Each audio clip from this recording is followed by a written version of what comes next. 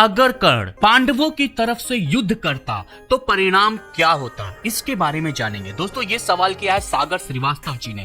और दोस्तों हाँ, ये बात सोचने वाली है कि अगर कर्ण पांडवों की तरफ आ जाता तो क्या होता। दोस्तों मैं कहना चाहता हूं, जब भगवान श्री कृष्ण ने कर्ण को बताया था कि वो कुंती पुत्र है और उसको पांडवों की तरफ आ जाना चाहिए, धर्म की तरफ आ जाना चाहिए, लेकिन कर्ण नहीं आते।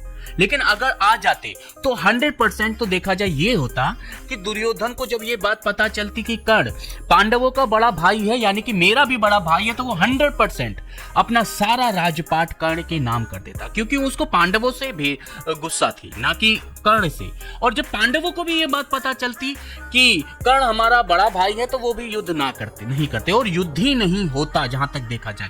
लेकिन अगर दुर्योधन को इस बात पे गुस्सा आती और शकुनी उसको चढ़ा देता कि देखा पांडवों ने छल करके कर्ण को भी अपनी तरफ मिला लिया है, और इस बात को सोच करके अगर दुर्योधन के दिल में आ जाता कि अब तो युद्ध करना ही पड़ेगा, तब कर्ण तो पांडवों की तरफ होता, लेकिन युद्ध जरूर होता।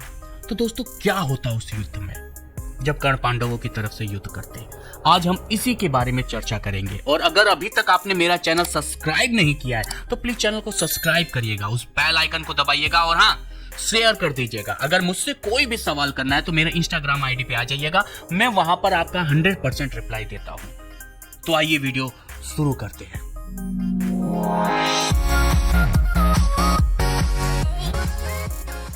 दोस्तों जब कर्ण पांडवों की तरफ आ जाता तो सबसे पहले तो पांडव उनसे सारी अपनी अवहेलना की माफी मांगते, जो उन्होंने अपशब्द बोले थे कर्ण को, हमेशा सूत सूत बोला था, उसकी माफी मांगते और बहुत ही गलानी फील करते।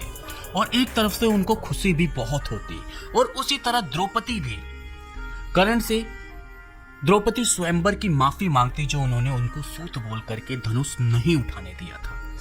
इस तरह दोस्तों जब सारे लोग आपस में माफी मांग लेते और अपने मन की जो भी अवहेलना थी उसको मिटा लेते, तब युद्ध आरंभ होता। युद्ध में सर्वप्रथम दोस्तों भगवान श्री कृष्ण कर्ण के रथी बनते, यानी कि कर्ण की रथ को चलाने वाले भगवान श्री कृष्ण होते और अर्जुन और सारे लोग अलग अलग जाते। दोस्तों सर्वप्रथम तो कर्ण वहां पहुंचते ही अपने धनुष बाण रख देता और कहता, भैया जो दुर्योधन ने मुझे हमेशा अपना सम्मान दिया और इतने बड़ा राजा बना दिया, अंग्रेज देश का राजा बना दिया, मैं उसके खिलाफ धनुष कैसे उठा दूं। तब भगवान श्री कृष्ण 100% कर्ण को गीता उपदेश देते और गीता उपदेश पा करके कर्ण भी युद्ध के लिए तत्पर हो जाता। और इसी प्रकार अर्जुन भी अपने धनुष रखने की कोशिश करते, लेकिन कर्ण के कहने पे, भगवान श्री कृष्ण के कहने पर वो भी धनुष उठा लेते और युद्ध करने शुरू कर देते। दोस्तों अब युद्ध में गांडीव और विजय धनुष दोनों होता, लेकिन शुरुआत में विजय धनुष कर्ण नहीं उठाते, वो सिंपल धनुष से ही युद्ध करते और उनका सामना होता इधर भीष्म पितामह से और उधर अर्जुन द्रोणाचार्य को फंसा करके रखते। दोनों का घमासान युद्ध होता, लेकिन सिंपल धनुष से भीष्म पितामह को हराना नामुमकिन होता।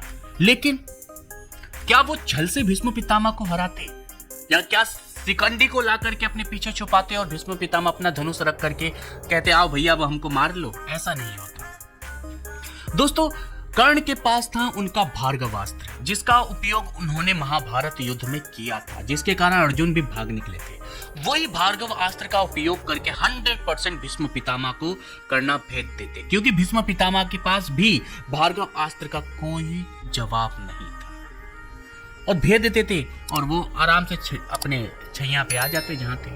और दोस्तों अब युद्ध होता द्रोणाचार्य का कर्ण से। दोस्तों द्रोणाचार्य के कर्ण के युद्ध में द्रोणाचार्य को क्या बोलते हैं, वरदान था कि जब तक उनके हाथ में उनका धनुष है तब तक उनको कोई भी हरा नहीं सकता। लेकिन जब तक अस्त्र शस्त्र है तब तक ही नहीं हरा सकते हैं। लेकिन जब कर्ण के हाथ में उनका विजय धनुष होता तो उस विजय धनुष से उन्होंने अर्जुन के गांडीव तक की तारे काट डाले, तो जो किसी के बस की बात नहीं थी। तो कितना टाइम लगता द्रोणाचार्य के हाथों से अर्जुन कर्ण को उनका दिव्यास्त्र मतलब सारे धनुष को सारे उसको काटने में। वो 100% द्रोणाचार्य को निहत्था कर देते और आराम से मार देते। उसमें भी उनको कोई छल करने की जरूरत नहीं पड़ती, युधिष्ठिर को कोई छल करने की जरूरत नहीं पड़ती। इसी तरह क्या बोलते हैं आपके अर्जुन भी कई लोगों को मारते, जैसे कि भागदत्त को मार देते, लेकिन मारते कब? जब सपोर्ट पाते कर्णा का। और इसी तरह भीम भी सभी को मार देते। और अंत ऐसा होता कि जब पूरे महाभारत का युद्ध जो 17 दिन लड़ा गया, 18 दिन लड़ा गया, वो 18 दिन का युद्ध नहीं होता, अश्वत्थामा का युद्ध भी होता। तो अश्वत्थामा क्या करता? अपना वैष्णवास्त्र चला देता। वैष्णवास्त्र का काट भगवान श्री कृष्ण ही बता देते। और कहने को तो यह है कि भगवान श्री कृष्ण बता देते, कर्ण को पहले से ही पता था कि वैष्णवास्त्र कैसे काटा जा सकता है। तो 100% अश्वत्थामा भी कुछ उस समय बिगाड़ नहीं पाता, लेकिन अश्वत्थामा भी बहुत ही खतरनाक युद्ध करता। और परिणाम ये भी होता कि पांडवों के 5 जो पुत्र को अश्वत्थामा ने उस समय काट दिया था, वो भी नहीं काटे जाते, वो सारे के सारे बच जाते, क्योंकि वो छल करने की जरूरत ही नहीं पड़ती कि उससे पहले ही अश्वत्थामा को ये लोग निपटा देते। और यहाँ तक कि बहुत ही कम कंचित ही चांस पैदा होता उसके बाद कि अश्वत्थामा आज भी चिरंजीवी होकर के घूम रहे होते। दोस्तों, कर्णा जब पूरी महाभारत का युद्ध 18 दिन का नहीं करके बहुत ही कम समय में, वो 5-6 दिन में ही युद्ध खत्म कर देते हो जाता उस समय। और दोस्तों, खत्म करने के बाद पूरी पृथ्वी के राजा बन करके और पूरे संसार पे राज करते और अपनी दानवीरता का परिमाण देते हैं। दोस्तों, आज की वीडियो आपको कैसी लगी? अगर अच्छी लगी तो प्लीज चैनल को सब्सक्राइब करिएगा, बेल आइकन दबाइएगा, शेयर करिएगा। अगर मुझसे कोई भी सवाल करना है तो मेरे इंस्टाग्राम आईडी पे आ जाइएगा, मैं 100% रिप्लाई देता हूँ। तो मिलते हैं अगली वीडियो।